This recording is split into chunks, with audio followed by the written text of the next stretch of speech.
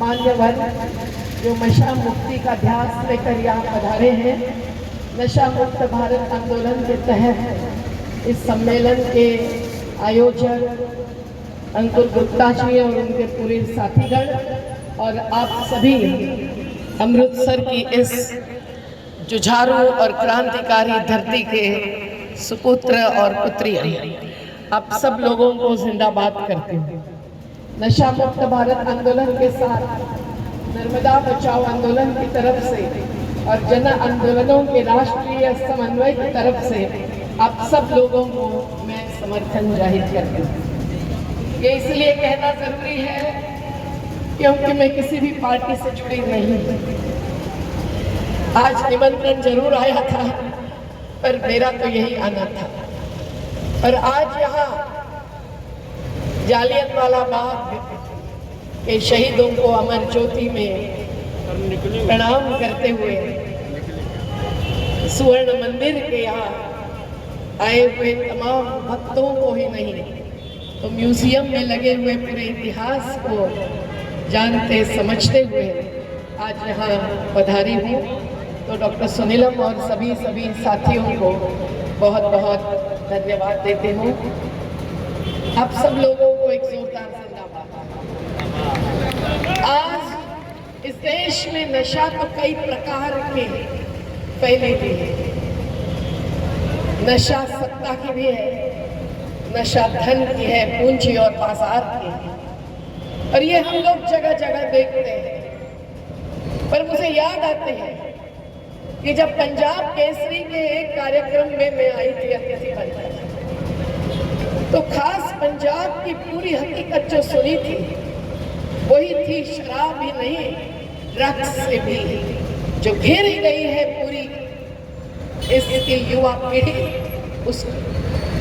और आग्रह किया गया था सभी से कि आप 6 महीने तक यही डेरा डाल के रहो, हम लोग नशा मुक्ति का कार्यक्रम आगे बढ़ेंगे। अब तालियां बजा रहे हैं, मैं आपके लिए तालियां बजा रही हूँ क्योंकि मेरा तो 6 महीने रहना नहीं हो सकता था। लेकिन आज जो इन युवा साथियों ने केवल कानूनी लड़त न लड़ते हुए रास्ते पर उतरने का और आपको उतारने का काम किया है, उनको मैं सलाम करती हूँ उन सभी की तरफ से। और आज हम लोग जानते हैं कि इस देश को इस शराब और ड्रग्स की नशा से घेरने का काम क्यों हो रहा है और कैसे हो रहा है। आदरणीय उग्रह जी ने बहुत सारी बातें रखी ही होगी। हम लोग पूरी चर्चा करते हुए कल रात से जो पधारे हैं वो सब जान चुके हैं कि पंजाब जो कि गुरु गोविंद सिंह की सेना मानते रहे, पंजाब जो कि शहीद आजम भगत सिंह का एक डेरा है। और आज जिस जालियनवाला बाग में हम जाके आए, वहाँ के 400 शहीद और 2000 को जख्मी किए हुए उस हत्याकांड के सामने लड़े हुए शहीद उधम सिंह की स्मारक की भी मुझे आज याद आती है। लेकिन आज पंजाब क्यों बदनाम हो रहा है, जबकि हम संयुक्त किसान मोर्चा के साथी उग्रह जी हो, डॉक्टर सुनीलम जी हो, हम सब लोग देख चुके हैं 750 शहीदों की शहादत के बाद जो नरेंद्र मोदी जी जैसे एक अहम भावी और कंपनीवादी प्रधानमंत्री को झुकाने का काम किया। 3 कानूनों को वापस किया क्योंकि पंजाब के किसान मतलब केवल जमीन मालिक नहीं, तो यहाँ के दलित जो 20% जनसंख्या के खेत मजदूर सभी ट्रैक्टर्स चलाकर वहां पहुंची थी। 40,000 महिलाएं उस साल 8 मार्च के रोज सभी ने मिलकर कितनी ताकत दिखाई और कैसे झुकाया राजनीतिक सत्ताधीशों के दम को जो सत्ता की नशा में थे। क्या ये कंपनीकरण ही आज नशा का खेल और जिंदगी से खिलवाड़ नहीं कर रहा है? आज वही कंपनीकरण है जिसको नकारते हुए पंजाब के आम नागरिकों ने किसानों का साथ दिया, जियो की सिम तक फेंक दी। तो आज जरूरी है कि नशा फैलाने वाले, उससे कमाई करने वाले सत्ताधीश और कंपनियां, जिनके बीच में केवल इलेक्टोरल बॉन्ड नहीं है, उसकी भी खोज खबर करना चालू कीजिए। नशा का व्यापार करने वालों ने कितने बॉन्ड खरीदे होंगे और कैसे लाइसेंस पाए होंगे और किसको चंदा कितना दिया होगा। लेकिन हम कहते हैं कि वो जो एक गठजोड़ है, जो एक अलग प्रकार का बॉन्डेज है कंपनियां, ठेकेदार और सत्ताधीशों के बीच, वो आज इस देश को बर्बाद कर रहा है। हर प्रकार की नशा की खेती भी हम कंपनियों के द्वारा करेंगे। हर प्रकार की नशा कि हमारा बच्चा भी अगर हीरोइन और मारिजुआना का भ्रष्ट हो जाएगा तो कोई दिक्कत नहीं, करने दो। वो भी अगर कुछ व्यापार में हिस्सा लेकर कमाई करेगा तो होने दो, परिवार का भला हो जाएगा। अलग अलग प्रकार से ये जो गठजोड़ इस देश के आम नागरिकों का जीवन स्वस्थ बनाने के बदले उनको नशा में मौत के कगार पर धकेलने का काम कर रहा है, उसका हम धिक्कार करते हैं, धिक्कार करते हैं, धिक्कार करते हैं। हाँ, हमको सरकार कहेगी कि हम क्या करेंगे, उससे तो हमारी कमाई हो रही है। रजनीकांत जी ने बताया कि महाराष्ट्र की कमाई 36,000 करोड़ की है। एक एक राज्य का हिसाब हमने निकाला है तो 18,000 करोड़ से 56,000 करोड़ तक कमाई हो रही है।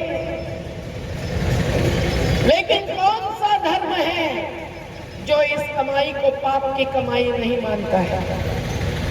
गुरु ग्रंथ साहिब को याद कीजिए, जिन्होंने कहा है कि इंटॉक्सिकेंट्स, ये नशीले पदार्थों से जो दूर रहेंगे वही सत्यवादी होंगे। उन्होंने स्मोकिंग करने से भी विरोध किया है।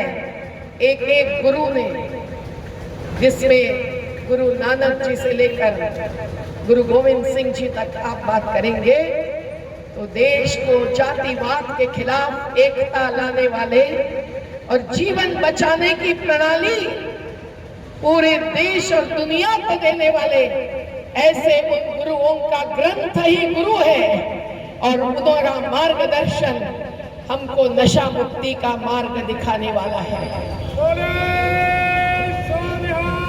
सत श्री अकाल। लेकिन ये उनकी बोल है, मेरी नहीं।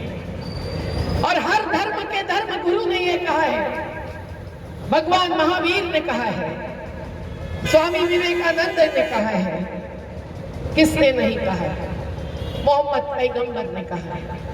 लेकिन आज बाबा साहब अम्बेडकर ने जो कहा था कि कोई अगर तुम्हारा भाई अगर नशा करके शराब पी के आएगा तो उसको ठंड में भी घर के बाहर सुला दो, घर में मत ले लो।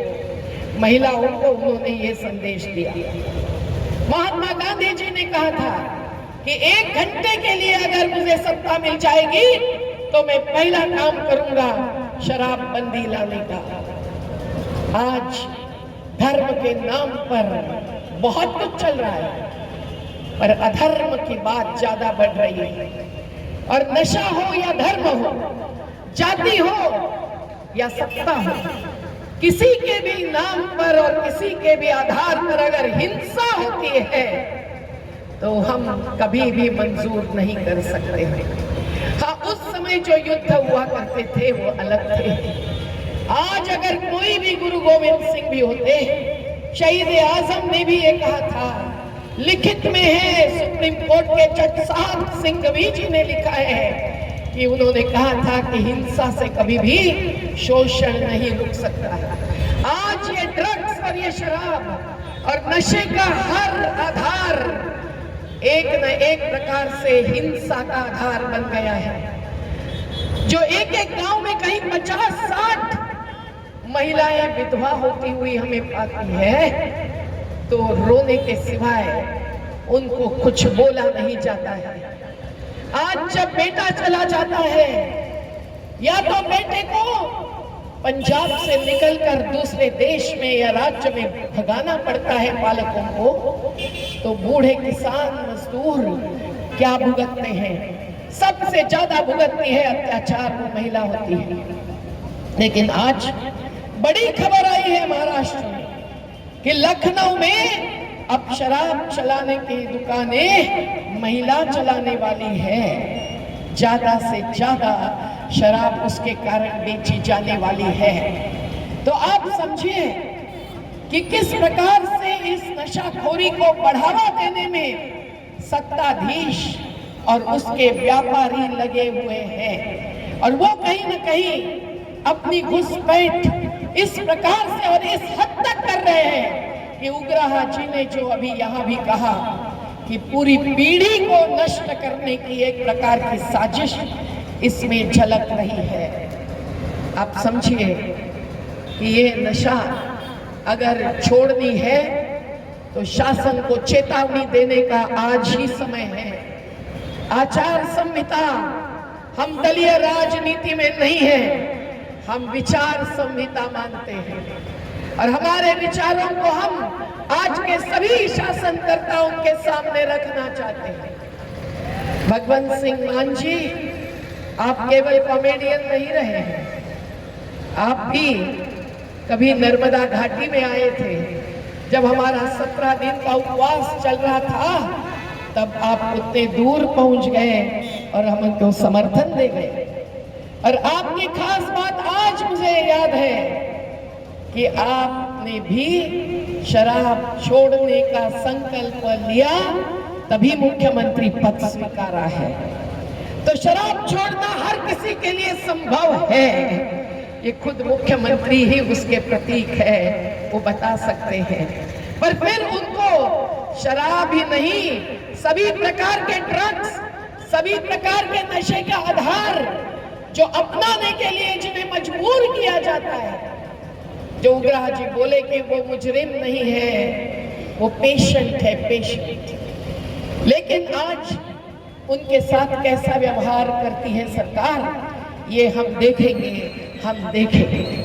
हम जानना चाहते हैं कि संविधान के अनुच्छेद 47 में जिसमें सकस आहार की बात की है और दूसरी बाजू शराबबंदी की बात की, दोनों बातें जोड़ने वाला एक अनुच्छेद जो सिद्धांत है मार्गदर्शक, शासन का कर्तव्य है मार्गदर्शक सिद्धांतों पर कानून बनाना। ये जब संविधान में लिखा है तो उसके आधार पर क्यों नहीं बनता है शराबबंदी का कानून, क्यों नहीं बनता है नशा मुक्ति का कानून? जब गुजरात का मॉडल अर्थव्यवस्था का इतना प्रचार होता है, इतनी प्रशंसा होती है, तो फिर पंजाब में क्यों नहीं आ सकता है कानून? गुजरात ही नहीं, मिजोरम, मणिपुर, नागालैंड, बिहार और लक्षद्वीप जैसे यूनियन टेरिटरी में भी जब शराबबंदी का कानून है, तो पंजाब में भगवत सिंह मान जी, आपकी आम आदमी पार्टी है, क्या आम औरत को भी आप नहीं मानते हैं? क्या औरत पर हिंसा होती है उसको आप नहीं समझ सकते हैं? आपने खुद ने जो मार्ग अपनाया है वो मार्ग हर घर के हर परिवार के बेटे और बेटियों ने अपनाना चाहिए। अपने माता पिता को ही गुरु मानकर, गुरु ग्रंथ साहिब हो या किसी भी धर्म का धर्म ग्रंथ हो, उसको अपना मार्गदर्शक बनाना चाहिए। ये आप नहीं समझ सकते हैं? तो भगवंत सिंह मान जी, इस राज्य में जिस राज्य के क्रांतिकारकता और इतनी बड़ी शहादत के बावजूद बदनामी हो रही है, उस राज्य को बचाइए। पंजाब के हमारे किसान, मजदूर, पशुपालक, व्यापारी सब साथियों को जीवन दान दीजिए। आप पंजाब में शराबबंदी का कानून लाइए। और ये मत समझिए कि कानून आया तो भी गुजरात में मोबाइल पर नहीं मिलती है दारू, मिलती है, लेकिन उस पर फिर भी कुछ तो बंदिश आती है। बिहार में भी कानून बहुत कड़क बनाया था, तब हम लोगों ने एक एक क्लॉज को देखा, परखा और कुछ बदलने के लिए भी नीतीश कुमार जी को सुझाव दिए, बदलाए कि बच्चे को भी आप जेल में डालेंगे, पति शराब पी के आएगा तो पत्नी को भी जेल में डालेंगे, ये हमको मंजूर नहीं है। लेकिन बिहार का वो कानून तभी आया जब नीतीश कुमार जी को, जो हर बार सत्ता की सोचकर वोट बैंक की बात पर ही निर्णय लेते हैं, अभी भी ले लिया, लेकिन उनको जब समझ में आया कि ये महिला है, मुझे वोट नहीं देगी अगर मैं शराबबंदी का कानून नहीं लाएगा तो आज पंजाब हो या कोई भी राज्य हो, हमारी महिलाओं की चेतावनी आज, यहाँ सुशीला ताई है, यहाँ माया ताई है, यहाँ वीणा कुमारी है, यहाँ हमारी बेबी बाई है, हमारे सब का संदेश यही होगा कि अगर आप इस महिलाओं पर हिंसा का प्रमुख आधार खत्म नहीं करोगे, शराबबंदी और नशा मुक्ति का कानून नहीं लाओगे, तो आपको भी वोट बैंक पर चोट लगेगी।